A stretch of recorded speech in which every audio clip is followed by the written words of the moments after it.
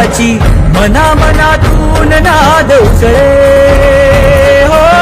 मराठीला अभिजात दर्जा, कृती केली ही गर्वाची, अभिमानासाठी झटते हो.